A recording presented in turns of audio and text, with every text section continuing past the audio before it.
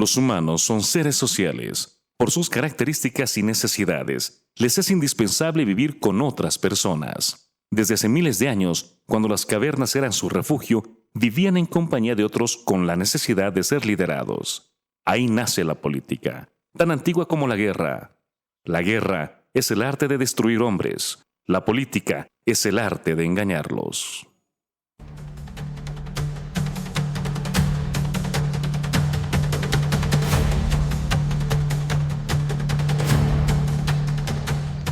Amigos, buenas noches y bienvenidos. Esto es Homo Politicus. Como siempre, un placer llegar hasta sus hogares a través de Televisión Universitaria. Un domingo especial.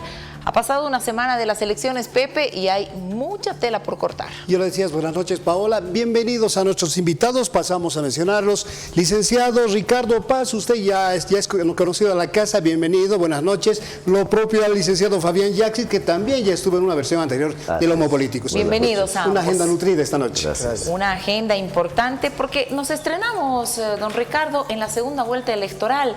¿Qué le dice cómo ha votado Bolivia el anterior domingo? ¿Qué lectura hace usted? Muy buenas noches. Primero, muchísimo gusto estar acá en Homo Politicus. Un saludo a ustedes y a Fabián, por supuesto, y al público que tiene la gentileza de vernos. Yo he definido lo que ha sucedido el domingo pasado como un cisne negro. ¿Qué es un cisne negro en la ciencia social? Es un evento imprevisible que no se lo puede prever. Es un evento que solo puede ser explicado después, a la manera de una autopsia, ¿no es cierto?, explicativa. Y en tercer lugar, es un evento que va a traer consecuencias, ¿no?, que va a traer sin duda alguna repercusiones importantes, ¿no? Entonces, el evento que hemos sufrido el domingo tiene esas tres características, ¿no? Yo creo que nadie vio venir en realidad a Rodrigo Paz. Creo que uno que otro analista y Ramsés, digamos, claro, fueron los que vinieron, ¿no?, que tienen herramientas mucho más sofisticadas que las nuestras de la ciencia social, ¿no? Pero en general nadie vio venir este fenómeno. Yo personalmente pensaba que efectivamente esta cosa que las encuestas presagiaban, de que Tuto y Samuel iban a llegar a la segunda vuelta, era poco probable, porque el campo, digamos, llamémosle nacional popular, no iba a votar por estas dos opciones mayoritariamente, y más bien pensé que se iba a canalizar hacia Andrónico Rodríguez. Esa era mi previsión. ¿El gran perdedor? Mi previsión. Pero bueno, Andrónico Rodríguez tuvo dos problemas, ¿no? Uno, el tapón que le puso Evo Morales con la convocatoria al voto nulo, y segundo, la decisión de la gente de cerrar el ciclo del MAS. Definitivamente en cualquier variante, ¿no? Y al final entendieron que Andrónico Rodríguez era más de lo mismo, era una variante más del neopopulismo autoritario. Entonces, la gente tuvo que ver dónde voto, ¿no? Es decir, no puedo hacia allá donde están los tradicionales, Tuto, Samuel, Manfred, hacia acá, ¿no? No quiero votar por nadie del MAS. Y encontró en Rodrigo Paz y fundamentalmente en el capitán Herman Lara la posibilidad de canalizar su demanda de renovación generacional, de lucha contra la corrupción, pero podemos explicarlo ahora, ¿no? Exacto. Antes era muy difícil. Así es. Bueno, sin duda vamos a hablar también de las connotaciones políticas que ha tenido la gran votación de Rodrigo Paz. Queremos dar la bienvenida también a esta mesa de trabajo al doctor Carlos Bert, que también es un conocido de la casa. Bienvenido, buenas noches, doctor. Pero vamos a seguir con las preguntas. En este caso, al licenciado Fabián Yaxit. ¿Se puede dar ya por perdidoso a Tuto Quiroga, teniendo en cuenta que las encuestas históricas de América Latina dan que de 52 casos de segunda vuelta de balotaje, solo los 19 oportunidades los segundos han obtenido la primera magistratura de cada país? A ver, buenas noches primero a todos, a Carlos, a Ricardo, un gusto de verte después de algún tiempito. Igualmente. A ver, siguiendo la descripción de Ricardo, yo esperaba, en el sentido más democrático, casi con la ingenuidad con la que opinábamos las encuestas, de que Tuto Quiroga podía haber anunciado en la misma noche de conocidos los resultados, declinar su participación en la segunda vuelta. Habida cuenta de que hay una diferencia razonable, 5 puntos no es poco.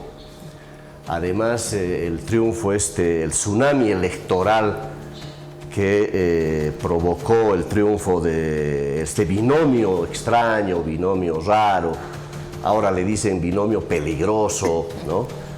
Ha desatado demonios en todo lado, arrasó pues en el occidente, ¿no? Y no con poca diferencia. Nada más ver el alto, 60%, ¿no? El segundo sacó 11%. Entonces, diferencias en Potosí gigantescas, en Oruro y en Santa Cruz no le fue mal, ¿no? Casi 20%. Entonces, yo pensé en esta lógica de un país en crisis terrible, multidimensional le llamaron, era pensar en la lógica democrática. Bueno, declino y adelante, Rodrigo Paz, vamos con tu gobierno, trabajemos la transición rápidamente. Pero no, inmediatamente Tuto Quiroga, con exceso de confianza, creo que a los minutos de conocer el resultado, tomó la decisión de seguir en la segunda vuelta, pero además sacó rápidamente la consigna, ¿no? Rodrigo Paz y Edman Lara son Evo Morales. Es decir, sacaron la conclusión inmediata de que van a enfrentar a Evo Morales. Y esto es lo que va a suceder. Ya lo anunciaron muy rápidamente. Entonces, claro, él mismo dijo, ni muerto se va a bajar, porque yo creo que la presión de ese voto conservador, de ese voto anti-más, que es radical en Santa Cruz, por supuesto, que le ha dado el triunfo casi en la última semana también a Tuto Quiroga, muy rápidamente asumen un tema que va a marcar la campaña en estos 2 meses. Es decir, se buscaron otra vez al enemigo de siempre. Y yo no estoy seguro, porque se lo ve muy seguro a Tuto Quiroga, como estaba seguro en el revocatorio del 2008, que lo quería sacar a Evo con un simple revocatorio.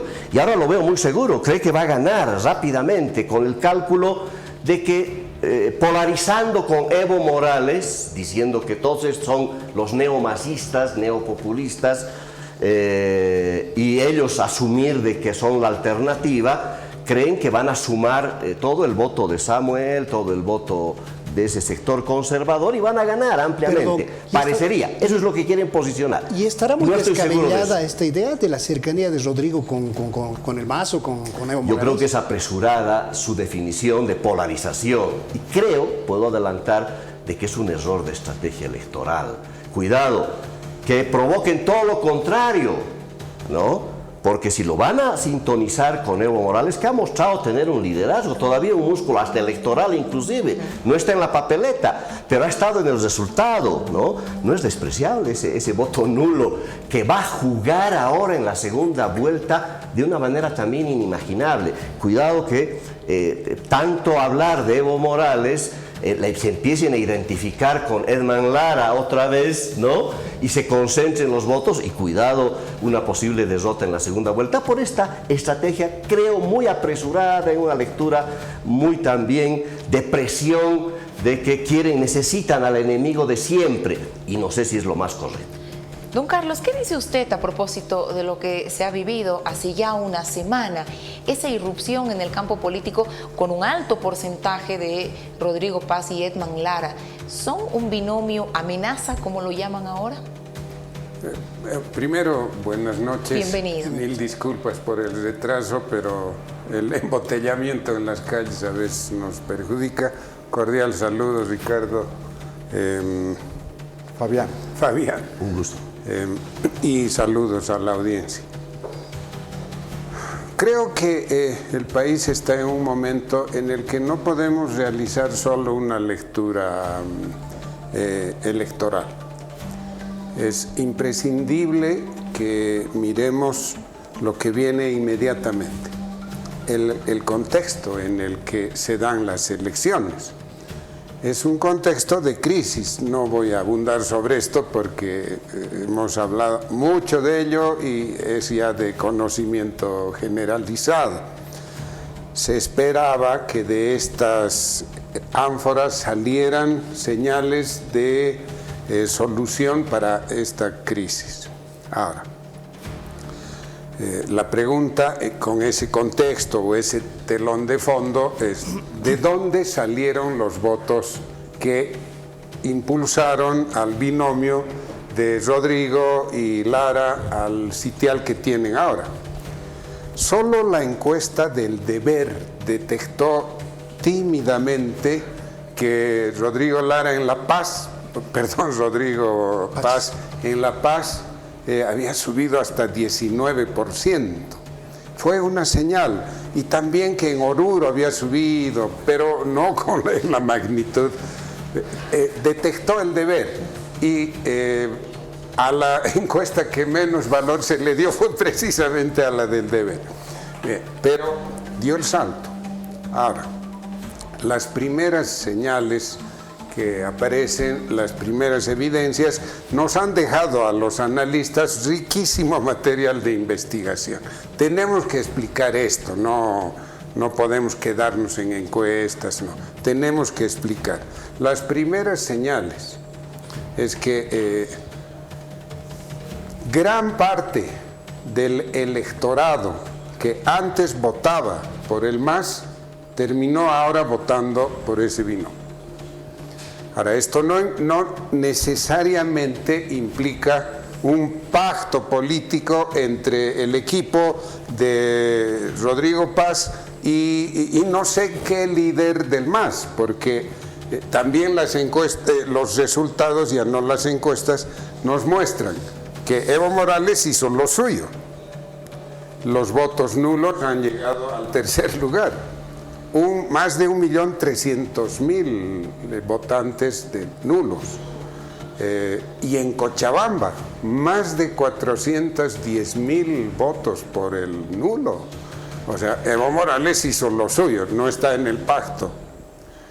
Arce, Catacora y Castillo hicieron lo suyo, han salvado la sigla del MAS, pero así por milésimas, pero la han salvado. ¿Para qué? No sabemos todavía qué va a suceder con esa sigla. ¿Quién entonces? ¿No? Esa es la interrogante. No quedan muchas figuras. Choquehuanca, hay una gran interrogante. Lo cierto es que decenas de miles de ciudadanas y ciudadanos votaron por Rodrigo Paz, que antes lo hacían por el MAS. Ya está el Alto, está Chacachi, está Potosí, está todo. Bien, nos ha dejado esto. Ahora, este elemento es central. Voy a poner una variable más para entrar al fondo. Si es esta población que votó por Rodrigo, ¿cuántos de sus parlamentarios responden a Rodrigo Paz? ¿Cómo está compuesta esa bancada?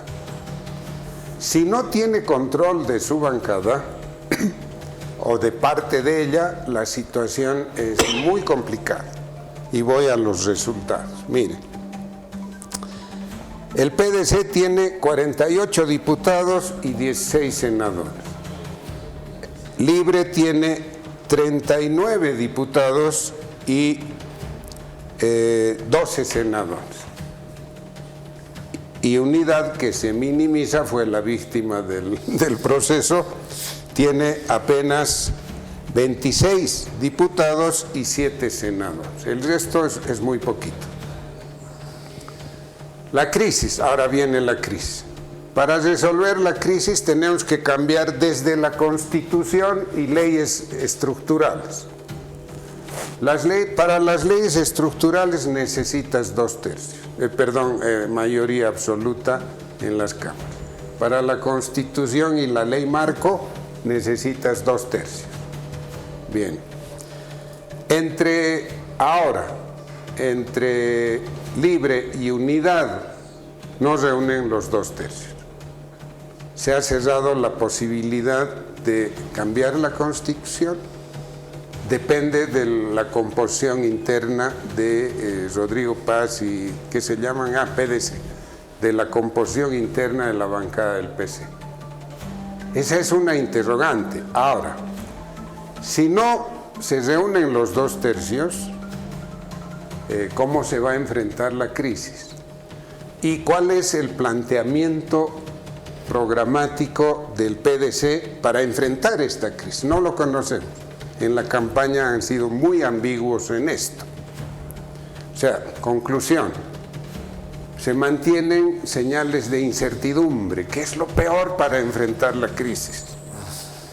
¿Qué podemos esperar de esto? Ya Samuel ha anunciado y lo ha ratificado que cumple su voluntad y que apoya al primero. Cerró la puerta para un acuerdo con Libre, que como estamos viendo no tiene proyección en el Parlamento. Y termino con lo siguiente. Si dijimos que no hay todavía suficientes indicios que nos hablen de un pacto político del PDC con alguien del MAS, de donde han salido los votos, y aquí creo que la realidad boliviana se nos ha tirado encima. Así es, sin duda, panorama absolutamente complicado, pero vayamos por partes. Licenciado Ricardo Paz, configurado el nuevo mapa electoral con un robusto 19% de votos nulos, de los cuales fácilmente 15 puntos se podrían adjudicar a Evo Morales. ¿Qué lectura podemos tener respecto a esta posición precisamente y decir que todavía el líder cocalero sigue con vida? ¿Cuál es el criterio, la lectura que tiene usted al respecto? Sí, antes de contestar quisiera hacer un comentario sobre lo que dijo Carlos Bert. No, la crisis no puede esperar la reforma constitucional. La reforma constitucional implica no solamente esta mayoría calificada de los 2/3, sino un referéndum de aprobación de la reforma. ¿No? Nuestro sistema, nuestra ingeniería constitucional establece que cualquier reforma tiene que ir a referéndum, o sea, la gente tiene que aprobarla, y eso son por lo menos un año, digamos, entre la preparación y todo. Entonces, no, la crisis requiere soluciones urgentes y requiere una coalición, eso sí, imprescindiblemente para tomar las primeras medidas. Respecto a tu pregunta, yo creo que Evo Morales ha cometido un error catastrófico en política. Yo creo que Evo Morales es el enterrador del neopopulismo autoritario, el sepulturero de su propio proyecto político. Evo Morales, por su egoísmo, por su narcisismo, etcétera, no quiso hacer ningún acuerdo ni con Andrónico Rodríguez, mucho menos con Arce y del Castillo, y lo que hizo fue decir, después de mí el desastre, después de mí el diluvio, ¿no? Y se lanzó a esta aventura del voto nulo, que puede ser circunstancialmente un dato político interesante, importante, pero en el pragmatismo de la política no significa absolutamente nada. Es decir, se ha quedado el MAS con un diputado, uno tiene el MAS. Y Andrónico Rodríguez creo que tiene 8, 9 o 9. Y el MAS 2. ¿No? ¿El MAS 2? Ah, yo pensé que uno. Hay un indígena especial. Ah, y bueno, uno, probablemente. Entonces, imagínate esa catástrofe a la que ha llevado Evo Morales con su voto nulo, ¿no? Que va a ser materia de comentario estos días, ¿no es cierto? Pero tampoco es legítimo atribuirle todo el voto nulo a No, Evo por Morales. eso, pero ese 15% que dice, o el 14% o lo que sea, ¿no? Independiente, lo que ha hecho eso es impedir que Andrónico Rodríguez llegue a la segunda vuelta, ¿no? Primero, ¿no?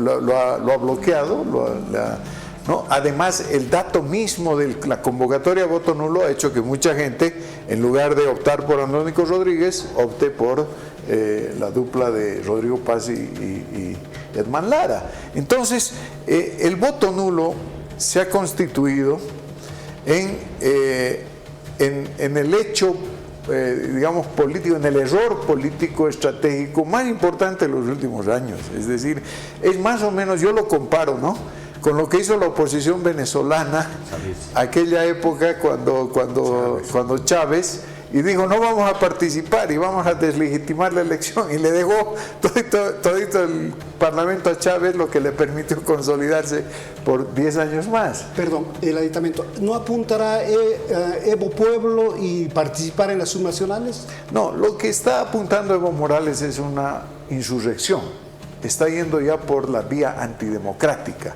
Evo Morales ha dicho, bueno, me han cerrado todos los caminos democráticos, no tengo opción, lo que tengo que hacer es voltear, derrocar al próximo gobierno desde las calles. Para eso tengo que empezar un proceso de acumulación. Para eso esto del voto nulo y decir que las elecciones han sido deslegitimadas, le salió mal. Porque efectivamente si iban a la segunda vuelta Tuto Quiroga y Samuel Doria Medina, ese argumento podía más o menos funcionar. No, la mitad de Bolivia está discriminada, ¿no? Segregada, en fin. Pero con esta irrupción de Rodrigo Paz y Edman Lara, ese discurso se hizo añicos, no, se cayó completamente. ¿Qué va a hacer ahora Evo Morales? ¿A qué va a apostar? Me imagino que puede apostar, tiene dos posibilidades, ¿no? Apuntalar de alguna manera que Tuto Quiroga sea presidente, pensará que tiene más posibilidades de derrocar a Tuto Quiroga que a Rodrigo Paz, o apuntalar a Rodrigo Paz pensando que Edman Lara lo puede derrocar a Rodrigo, ¿no? Y él capujarle a Lara, ¿no es cierto?, esta victoria. En todo caso, cualquiera de esas estrategias es demencial, no tiene mucha posibilidad de llevarse a cabo, de implementarse, ¿no? Entonces, creo que el voto nulo ha sido el error estratégico más grande que hemos visto en Bolivia en los últimos tiempos. Ahora, en ese marco del análisis, don Fabián, ¿qué dice usted a propósito de la actitud ya del accionar del propio Edman Lara pasadas unas horas de conocer el triunfo? Es un Edman Lara con una actitud furibunda que inclusive para muchos amenaza la democracia. ¿Qué dice usted? Primera cosa, que yo no lo conocía el señor Edman Lara hasta el día domingo, y lo vi en esa primera declaración, en un discurso de plazuela, evidentemente, todavía en la campaña de la primera vuelta. No se lo ve todavía como potencial vicepresidente, todavía, me imagino, fue su último discurso de campaña radical, y ahí lo conocí, y seguramente mucha gente lo ha conocido recién, ¿no? Y esta es estamos con un potencial vicepresidente que jugó al Twitter, que jugó al, ¿cómo se llama esa otra? El TikTok. TikTok.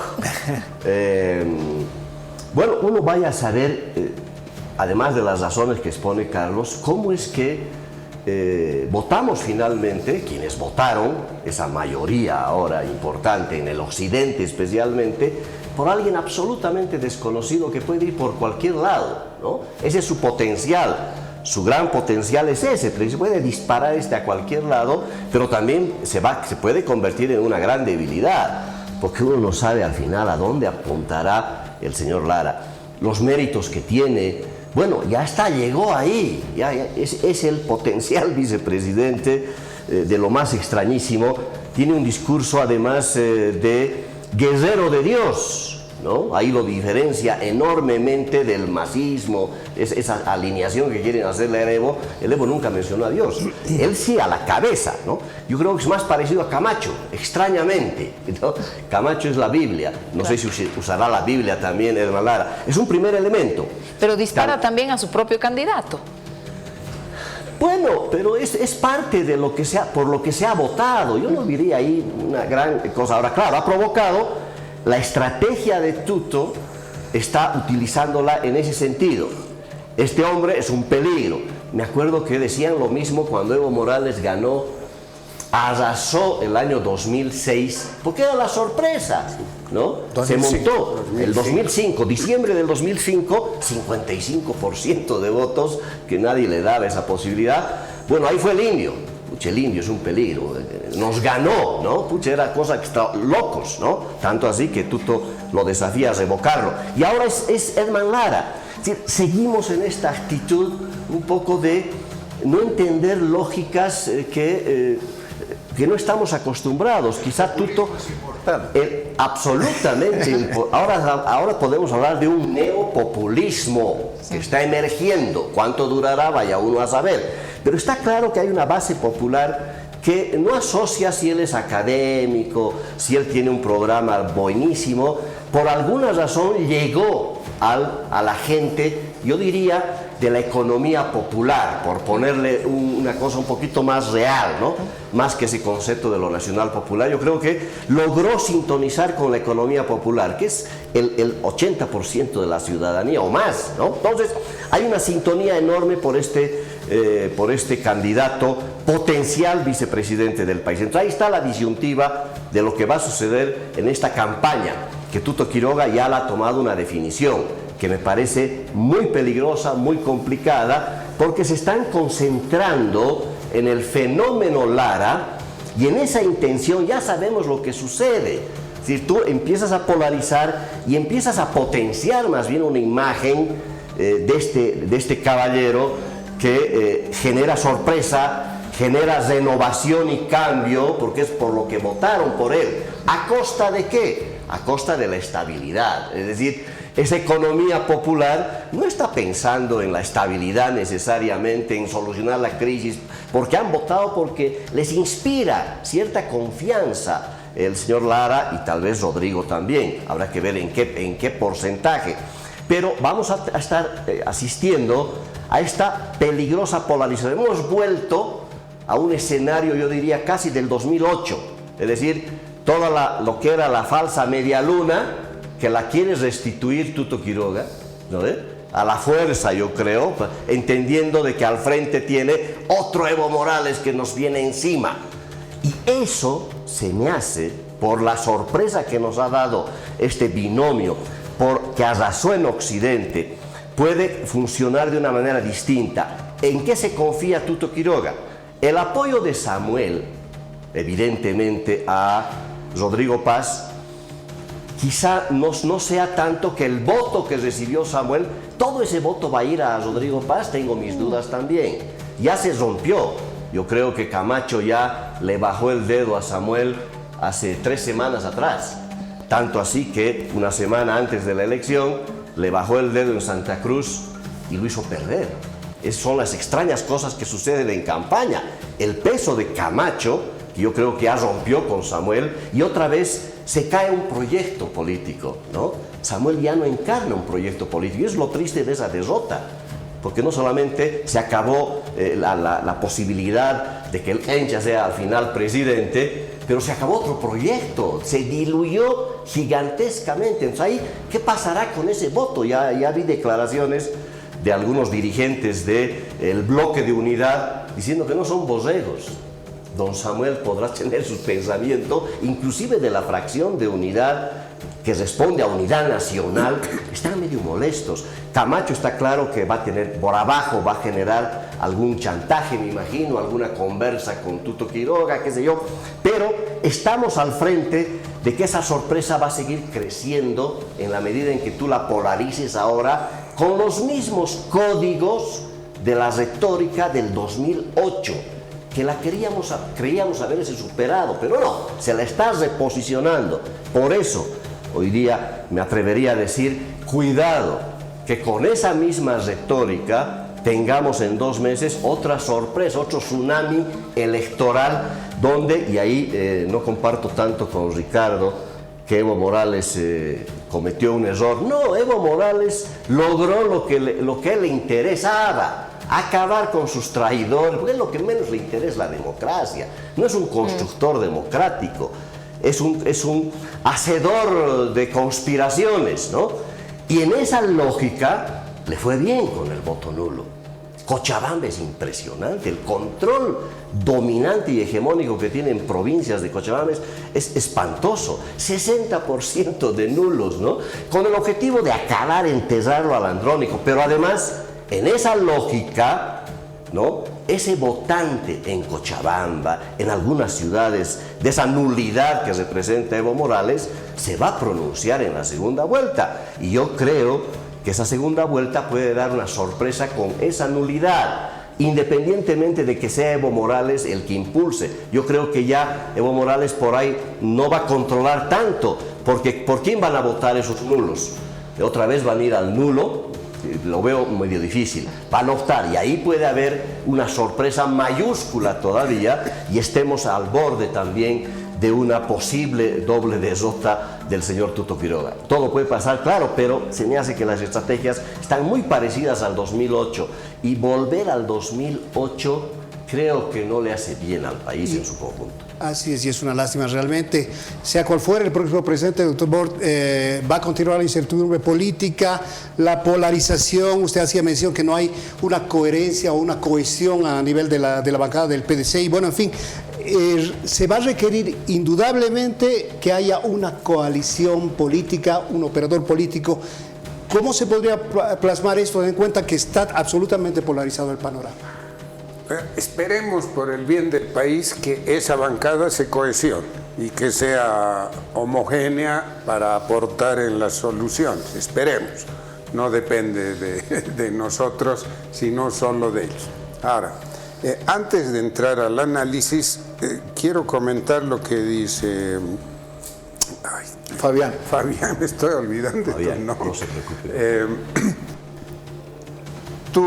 Tu valoración de la relación entre Camacho y Samuel no guardas correspondencia con la realidad.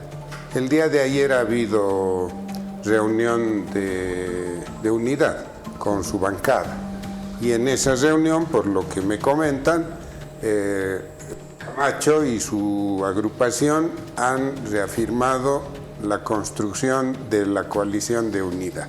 O sea, no parece que las cosas van por otro lado. Tampoco es verdad que antes de las elecciones le bajó el dedo a Samuel. No, los resultados, fíjense, en Santa Cruz, de todos los diputados que logran en Santa Cruz, salvo uno, todos son de Creemos, de Camacho, no sé si existe, creo que se llama Creemos en Santa Cruz. Así que no, la situación está bastante más compleja. Ahora sí, al tema. A ver, quiero partir de lo siguiente. Terminé mi primera intervención sosteniendo lo siguiente. Miren, la realidad boliviana se volcó contra las encuestas y contra los analistas incluso. ¿Cuál es esa realidad nacional? La mayoría de la población en Bolivia es de origen, extracción indígena y popular. Hago diferencia ahí, ¿no? Porque hay sectores populares que no son indígenas, etcétera, etcétera. Pero la mayoría de la población es así.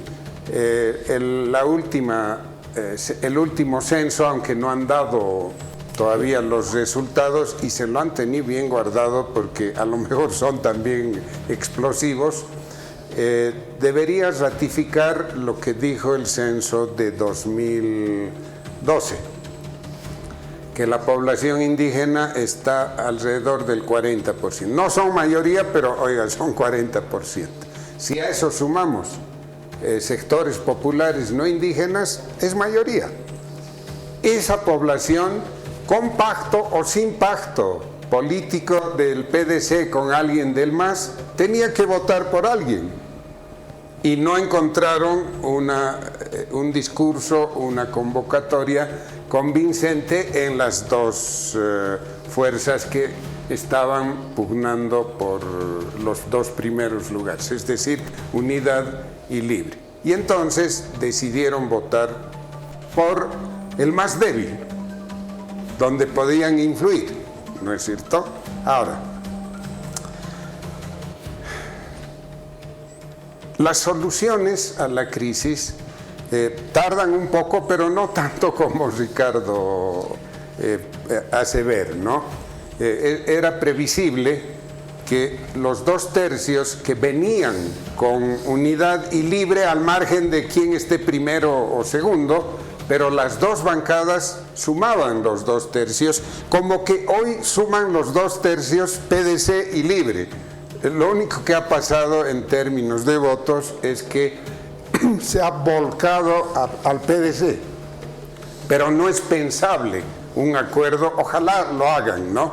No es pensable un acuerdo entre el PDC y Libre, menos después de esta estrategia equivocada diseñada por Tuto para esta fase. Ahora, las soluciones podían venir tan rápido como lo siguiente. Si se ponían de acuerdo, las primeras, la reforma constitucional con 2 tercios en puntos específicos, no la gran constitución, la gran reforma, se hacía el mes de noviembre. Se aprobaba la ley, pero había que tener 2 tercios. Y el referéndum lo estábamos haciendo en febrero, marzo en el peor de los casos, ¿no es cierto? O sea, podía hacerse. Ahora habrá que ver si eso corre, que es muy peligroso para el país, ¿no es cierto? Una coalición se necesita en la Asamblea, esto es indudable. Así sea para aprobar las reformas que puedes hacerlo vía decreto, vía ley, ¿no? Para los decretos, para el sostén legislativo, porque vienen las acciones legislativas. Y para las leyes se necesita la coalición.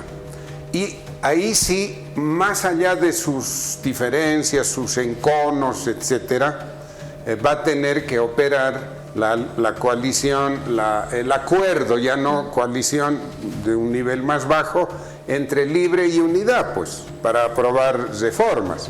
Pero depende de que el Ejecutivo envíe esas reformas, pues, ¿no? Depende que las conciba y las envíe.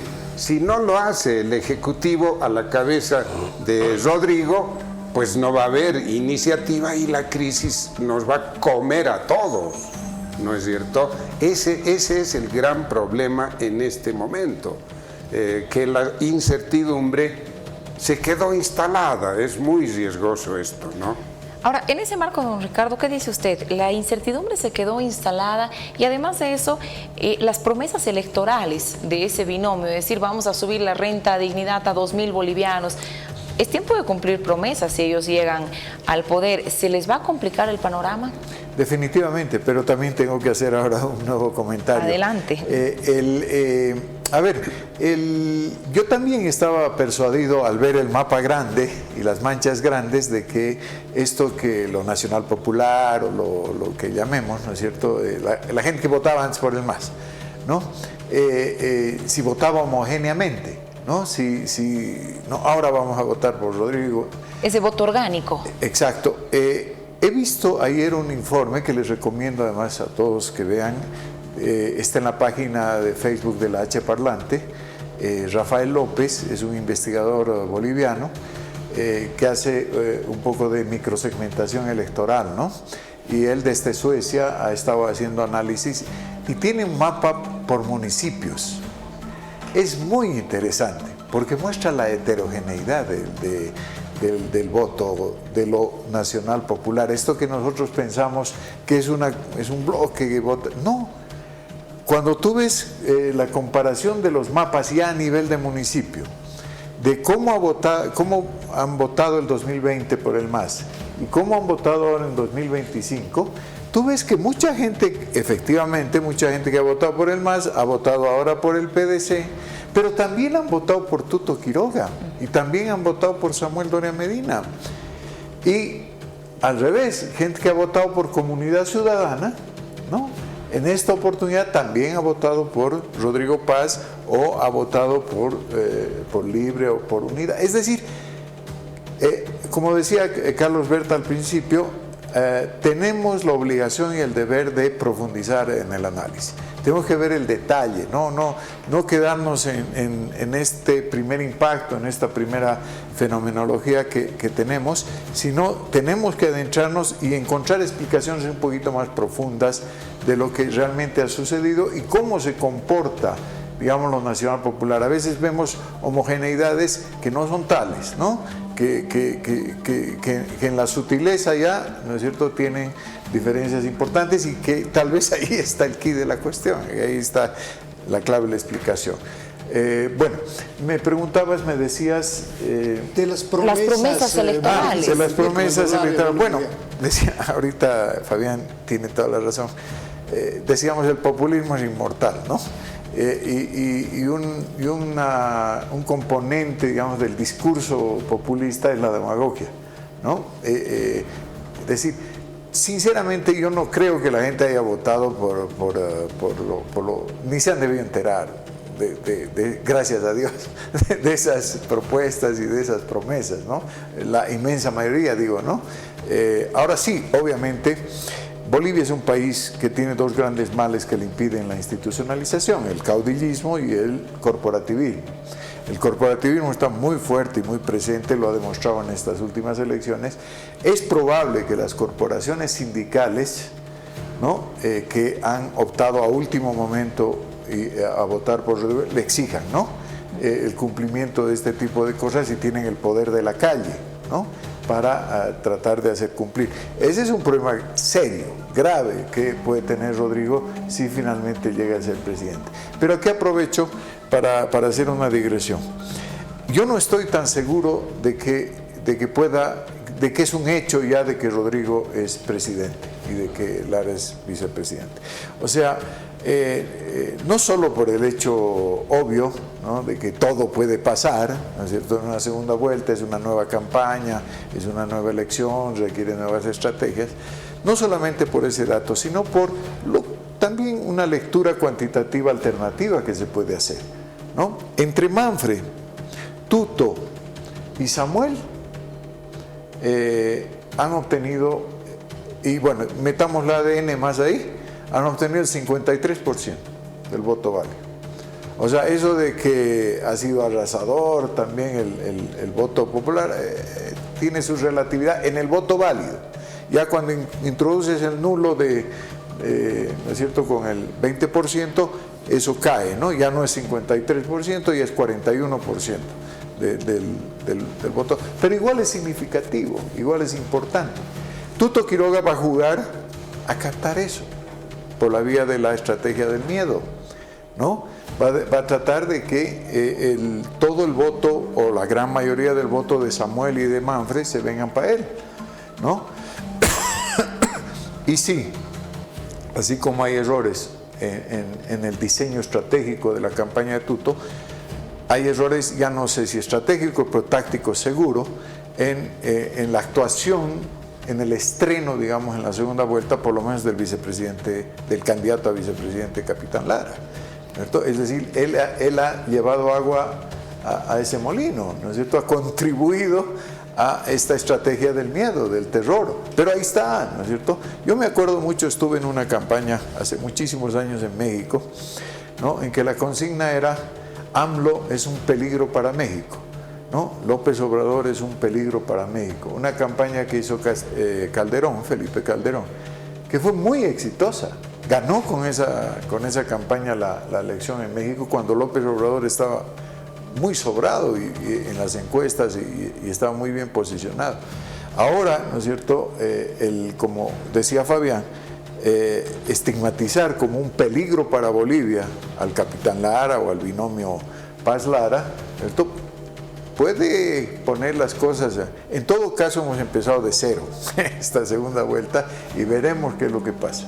Así es, don Fabián, teniendo en cuenta la heterogeneidad del voto y los vaivenes que tiene precisamente el votante en estos periodos electorales, ¿cómo se puede canalizar o catalizar esto, teniendo en cuenta que es diferente la instrucción de un líder que puede ser Samuel la orden a los diputados, que no es el caso, los votantes? El votante puede escuchar o desaprobar la instrucción de su líder para una segunda vuelta. Bueno, primero que acabe la segunda vuelta, porque también depende de eso, ¿no? Si logra triunfar en esa estrategia. Pero un pequeño comentario nada más a Carlos, que está muy cerca del bloque de unidad. Está bien la confianza que puedan tener por Camacho, pero yo te adelanto de que ha sido el aliado más incómodo que ha tenido Samuel. Y nada más los resultados me dan cuenta de que algo pasó en Santa Cruz. En una semana lo bajaron a Samuel, que se derrotado en Santa Cruz, porque si hubiera ganado como se estimaba, porque estaba encaminado a ganar en Santa Cruz, algo pasó. Yo no sé si Camacho especialmente dio la instrucción, pero algo pasó con ese romance, porque Camacho siempre ha sido un personaje medio complicado, y ahí puede haber dificultades con la bancada, por un lado de Creemos, la bancada de Unidad Nacional, por otra hay independientes también, de Comunidad Ciudadana, que se han sumado a la bancada de Samuel. Lo de Tuto parece más sólido, no sé, pero también son alianzas complicadas, pero quizá esa su bancada podría dar más certezas. La de Manfred, vaya uno a saber que aunque es disminuida, puede ser un factor importante dependiendo de las alianzas. Ahora, dependiendo definitivamente de quién gane en la segunda vuelta, está claro que ahorita no podemos decir que está asegurado el Tuto por esta polarización. Yo nada más lo que estoy diciendo es que esa polarización le puede llevar a la derrota, confiado en que en esa suma aritmética, todo el antismacismo detrás de Tuto por el miedo, ¿no?